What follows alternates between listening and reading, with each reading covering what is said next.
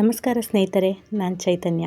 ಎಲ್ಲರೂ ಚೆನ್ನಾಗಿದ್ದೀರಾ ಅಂತ ಭಾವಿಸ್ತಾ ಇವತ್ತಿನ ವಿಡಿಯೋ ಶುರು ಮಾಡೋಣ ಬನ್ನಿ. ತಮ್ಬ್ಲೇನಲ್ಲಿ ನೋಡಿರೋ ಹಾಗೆ ಚಪಾತಿ ಹಿಟ್ಟು ಯಾವಾಗಲೂ ಸ್ವಲ್ಪ ಜಾಸ್ತಿಯಾಗಿ ಕಲಸಿರ್ತೀವಿ, ಅದು ಮಿಕ್ಕೊಂಡಿರುತ್ತೆ. ಅದನ್ನು ಯೂಸ್ ಮಾಡಿಕೊಂಡು ಒಂದು ಈವ್ನಿಂಗ್ ಸ್ನ್ಯಾಕ್ಸ್ ಮಾಡೋಣ. ಇಲ್ಲಿ ನಾನು ಒಂದು ಸ್ವಲ್ಪ ಪನ್ನೀರಿಗೆ ಸ್ವಲ್ಪ ಸಾಲ್ಟು ಮತ್ತು ಚಿಲ್ಲಿ ಪೌಡರು, ಗರಂ ಮಸಾಲ, ಒಂದೇ ಒಂದು 1/4 ಸ್ಪೂನಷ್ಟು ಕಾರ್ನ್ಫ್ಲೋರ್ ಹಾಕಿ, ಒಂದು ಸ್ವಲ್ಪ ನಿಂಬೆಹಣ್ಣು, ಒಂದೇ ಒಂದು ಸ್ಪೂನಷ್ಟು ಎಣ್ಣೆ ಹಾಕಿ ಅದನ್ನು ಕಲಸಿಟ್ಕೋತಾ ಇದ್ದೀನಿ. ಇಲ್ಲಿ ಇನ್ನೊಂದು ಥರ ಸ್ನ್ಯಾಕ್ಸ್ ಮಾಡೋದಕ್ಕೋಸ್ಕರ ನಾನು ಸ್ಟಫಿಂಗಿಗೆ ಸ್ವಲ್ಪ ಎಲೆಕೋಸು, ಕ್ಯಾರೆಟು, ಗೆಡ್ಡೆಕೋಸು, ಹಸಿರುಮೆಣಸಿಕಾಯಿ, ಶುಂಠಿ, ಬೆಳ್ಳುಳ್ಳಿ ಇದನ್ನೆಲ್ಲ ಸಣ್ಣದಾಗಿ ಕಟ್ ಮಾಡಿಕೊಂಡು ಸ್ವಲ್ಪ ಗ್ರೇಟ್ ಮಾಡ್ಕೊಂಡಿರೋಂಥ ಕ್ಯಾರೆಟ್, ಇದನ್ನು ಈರುಳ್ಳಿ ಮತ್ತು ಸ್ವಲ್ಪ ಸೊಪ್ಪು, ನಿಮ್ಮ ಹತ್ರ ಯಾವ ತರಕಾರಿ ಇರುತ್ತೋ ಎಲ್ಲನೂ ಯೂಸ್ ಮಾಡ್ಬೋದು. ಕ್ಯಾಪ್ಸಿಕಮ್ಮು, ಈ ಥರ ಯಾವುದೇ ತರಕಾರಿ ಆದರೂ ಯೂಸ್ ಮಾಡ್ಕೋಬೋದು. ಇದಕ್ಕೆ ನಾನು ಸ್ವಲ್ಪ ಉಪ್ಪು ಮತ್ತು ಗರಂ ಮಸಾಲ ಮತ್ತು ಒಂದೇ ಒಂದು 2 ಸ್ಪೂನಷ್ಟು ಎಣ್ಣೆ ಹಾಕಿ ಇದನ್ನು ಸ್ವಲ್ಪ ನಾನು ಫ್ರೈ ಮಾಡ್ಕೋತೀನಿ. ನಾನಿಲ್ಲಿ ಸ್ವಲ್ಪ ಮಿಕ್ಕಿರೋಂಥ ಚಪಾತಿ ಹಿಟ್ಟನ್ನು ಲಟ್ಟಿಸ್ಕೊಂಡು ಇದನ್ನು ನಾನು ಸ್ಕ್ವೇರಾಗಿ ಕಟ್ ಮಾಡ್ಕೋತಾ ಇದ್ದೀನಿ ಫ್ರೆಂಡ್ಸ್. ನಿಮ್ಗೆ ಯಾವ ಶೇಪ್ ಬೇಕೋ ಆ ಶೇಪಲ್ಲಿ ನೀವು ಕಟ್ ಮಾಡ್ಕೋಬೋದು. ಇದು ನಾನು ಅದನ್ನು ಬಾಡಿಸ್ಕೊಂಡು ಚೆನ್ನಾಗಿ ಬೇಯಿಸ್ಕೊಂಡಿರೋಂಥದ್ದನ್ನು ತಣ್ಣಗೆ ಹಾರಲಿಕ್ಕಿಟ್ಟು ಮತ್ತು ಇದನ್ನು ಇದರೊಳಗೆ ಸ್ಟಫಿಂಗ್ ಮಾಡ್ಕೋತಾ ಇದ್ದೀನಿ. ಈ ರೀತಿ ರೋಲ್ ಮಾಡಿಕೊಂಡು ನಾನು ಇದನ್ನು ಸೈಡನ್ನು ಸೀಲ್ ಮಾಡ್ಕೋತಾ ಇದ್ದೀನಿ. ಹಾಗೆ ಪ್ರೆಸ್ ಮಾಡಿದ್ರೆ ಸಾಕು, ಅದೇ ಕಚ್ಕೊಳ್ಳುತ್ತೆ ಫ್ರೆಂಡ್ಸ್. ಗೋಧಿ ಹಿಟ್ಟಾಗಿರೋದ್ರಿಂದ. ಮೈದಾ ಹಿಟ್ಟಾದರೆ ಸ್ವಲ್ಪ ನೀವು ನೀರು ಹಾಕಿ ಸ್ವಲ್ಪ ಅದನ್ನು ಪ್ರೆಸ್ ಮಾಡ್ಕೊಳ್ಳಿ. ಈ ರೀತಿ ಮಾಡಿ ನಾನು ಒಂದಷ್ಟನ್ನು ತೆಗೆದು ಇಟ್ಕೋತಾ ಇದ್ದೀನಿ.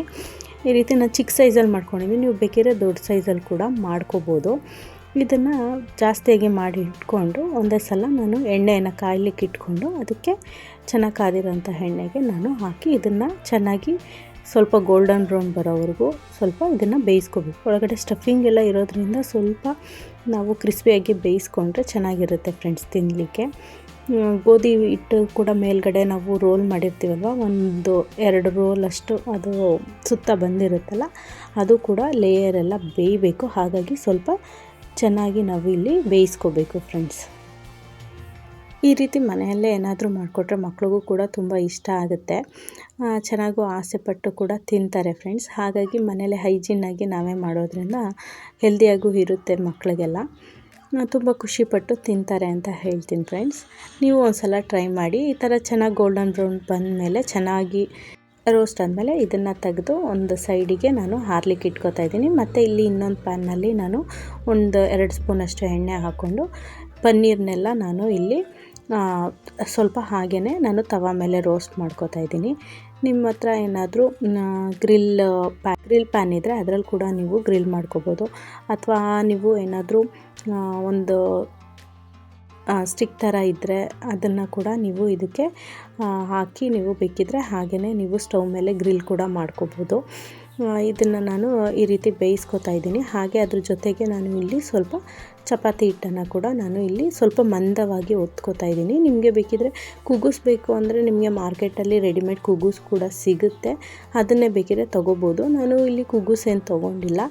ಹಾಗಾಗಿ ಚಪಾತಿ ಹಿಟ್ಟನ್ನು ಸ್ವಲ್ಪ ಮಂದವಾಗಿ, ನಾವು ಚಪಾತಿ ಏನು ಒತ್ತುತ್ತೀವಿ ಅದಕ್ಕಿಂತ ಸ್ವಲ್ಪ ದಪ್ಪನಾಗಿ ಹೊತ್ಕೊಂಡ್ರೆ ಸಾಕಾಗುತ್ತೆ ಫ್ರೆಂಡ್ಸ್. ಇದನ್ನು ಸ್ವಲ್ಪ ಕುಗ್ಗುಸ್ ಥರನೇ ಬರುತ್ತೆ, ಬಟ್ ಚಪಾತಿ ಹಿಟ್ಟಾಗಿರೋದ್ರಿಂದ ಸ್ವಲ್ಪ ಟೇಸ್ಟ್ ಬೇರೆ ಥರ ಇರುತ್ತೆ ಅಷ್ಟೇ. ನೀವು ಬೇಕಿದ್ದರೆ ಮೈದಾ ಹಸಿಟ್ಟಲ್ಲಿ ಮಾಡಿಕೊಂಡ್ರೆ ಸೇಮ್ ಕುಗ್ಗುಸ್ ಥರನೇ ಆಗುತ್ತೆ. ಆದರೆ ಸ್ವಲ್ಪ ಕಲಿಸ್ಬೇಕಾದ್ರೆ ನೀವು ಮೊಸರನ್ನ ಯೂಸ್ ಮಾಡಿಕೊಂಡು ಕಲಿಸ್ಕೊಂಡ್ರೆ ಅದು ಆಗುತ್ತೆ. ನಿಮಗೆ ಏನಾದರೂ ಕುಗ್ಗುಸ್ ಮಾಡೋಂಥದ್ದು ಗೊತ್ತಿಲ್ಲ ಅಂದರೆ ನನಗೆ ಕಮೆಂಟ್ ಬಾಕ್ಸಲ್ಲಿ ತಿಳಿಸಿ ಫ್ರೆಂಡ್ಸ್, ಅದನ್ನು ಕೂಡ ನಾನು ವಿಡಿಯೋ ಮಾಡ್ತೀನಿ ಬೇಕಿದ್ದರೆ ನಿಮಗೆ. ಈ ರೀತಿ ನಾನು ಎಲ್ಲವನ್ನು ಚಪಾತಿಯನ್ನು ಒತ್ಕೋತಾ ನಾನು ಹಾಗೇ ಇದನ್ನು ಪನ್ನೀರನ್ನು ಕೂಡ ರೋಸ್ಟ್ ಮಾಡ್ಕೊಂಡಿದ್ದೀನಿ. ಇಷ್ಟು ರೋಸ್ಟ್ ಆದರೆ ಸಾಕು ಫ್ರೆಂಡ್ಸ್. ಈಗ ಒತ್ಕೊಂಡಿರೋಂಥ ಚಪಾತಿನ ಕಾದಿರೋಂಥ ಕಲ್ಲಿಗೆ ಹಾಕಿ ನಾವು ಚಪಾತಿಯನ್ನು ಹೇಗೆ ನಾರ್ಮಲ್ಲಾಗಿ ಮಾಡ್ಕೋತೀವೋ ಅದೇ ರೀತಿ ಎಣ್ಣೆ ಹಾಕಿ 2 ಸೈಡು ನಾನು ಸುಟ್ಕೋತಾ ಇದ್ದೀನಿ ಫ್ರೆಂಡ್ಸ್. ನೀವು ಬೇಕಿದ್ರೆ ತುಪ್ಪ ಅಥವಾ ಬೆಣ್ಣೆ ಕೂಡ ಹಾಕಿ ನೀವು 2 ಸೈಡು ರೋಸ್ಟ್ ಮಾಡ್ಕೋಬೋದು. ನಾನು ಇಲ್ಲಿ ಸ್ವಲ್ಪ ಎಣ್ಣೆ ಹಾಕಿ ರೋಸ್ಟ್ ಮಾಡ್ಕೋತಾ ಇದ್ದೀನಿ. ಇದು ಚೆನ್ನಾಗಿ ರೋಸ್ಟ್ ಆಗೋ ಥರ ನಾವು ರೋಸ್ಟ್ ಮಾಡ್ಕೊಂಡು ಸೈಡ್ಸ್ ಎಲ್ಲ ಚೆನ್ನಾಗಿ ಬೆಂದಿರೋ ಥರ ಮಾಡಿಕೊಂಡ್ರೆ ಸಾಕಾಗುತ್ತೆ. ಈಗ ಇದನ್ನು ತೆಗೆದಿಟ್ಕೊಂಡು ಇದಕ್ಕೆ ನಾನು ಇಲ್ಲಿ ರೋಲ್ ಮಾಡೋದಕ್ಕೆ ನಾನು ಇಲ್ಲಿ ಟೊಮೊಟೊ ಕೆಚಪ್ಪು ಮತ್ತು ರೆಡ್ ಸಾಸು, ಟೊಮೊಟೊ ಮತ್ತು ಸ್ವಲ್ಪ ಈರುಳ್ಳಿ, ಆಮೇಲೆ ಮಯೋನೀಸನ್ನು ತೊಗೊಂಡಿದ್ದೀನಿ.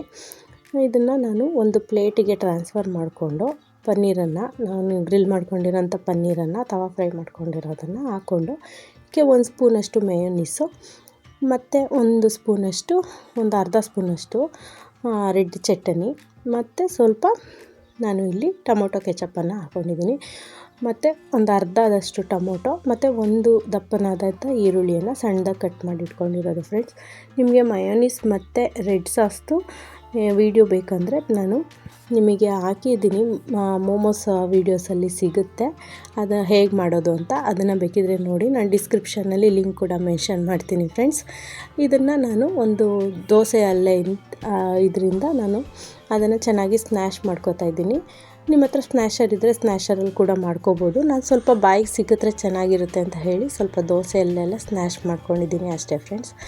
ಈಗ ಚಪಾತಿಗೆ ನಾನು ಮೇಲೆ ಸ್ವಲ್ಪ ಮಯೋನೀಸು ಮತ್ತು ಸ್ವಲ್ಪ ರೆಡ್ ಸಾಸನ್ನು ಹಾಕಿ ಇದನ್ನು ನಾನು ಇಟ್ಕೋತಾ ಇದ್ದೀನಿ.